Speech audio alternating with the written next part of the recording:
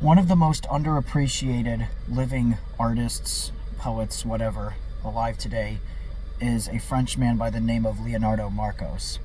I think he is the best current poet today.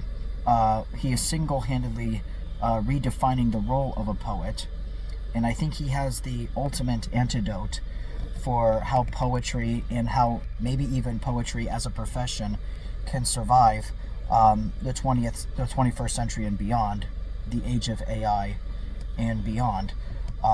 So he's having this brand new attitude towards poetry, that it is a poet's job to not just merely make poetry, but to make extra disciplinary forms of art that center around poetry, like a sculpture piece that has that is either based on a poem or that features poetry on it on a visual level. The same thing goes for music videos. The same thing goes for laser shows, whether you're pointing photons at a giant house and stuff like that. And I think, and he centers most of his philosophies around digital poetry, that and how he uses it. He coins the term the new poetry. And I'm about to share with you his quote-unquote video manifesto on his new poetry, his new digital poetry.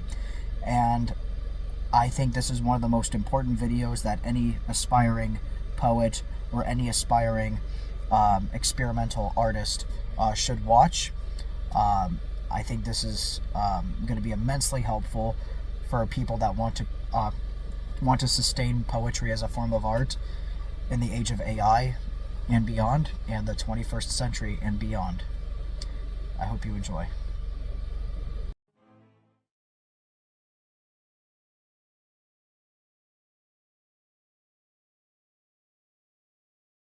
Toujours avec moi des carnets, un stylo plume, et j'écris en permanence, oui, tout le temps. Et puis après, ça va devenir des créations d'images, de photographies, de vidéos, de films, de performances, d'événements. Mais la poésie...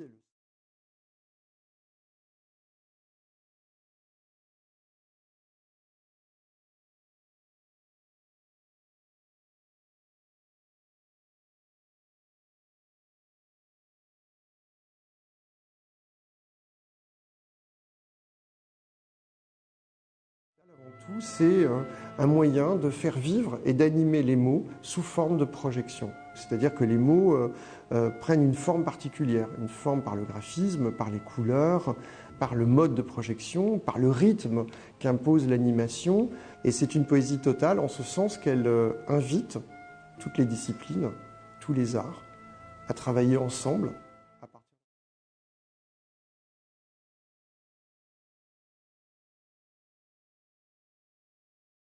Mais c'est une modernité qui s'inscrit comme une renaissance, c'est-à-dire quelque chose qui a puisé son inspiration dans l'Antiquité. La poésie s'exprimait dans la rue, dans le théâtre, dans les fêtes, dans les danses.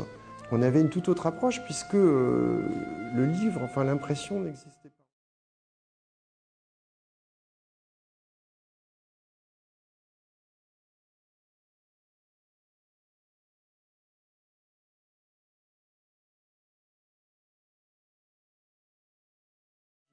Vient se projeter de manière visuelle et animée dans des espaces, forcément, elle concerne tout le monde. Forcément, elle va être lue de tous. Ça permet de rendre la poésie vraiment accessible. C'est ça sa force. C'est une façon de réenchanter le monde.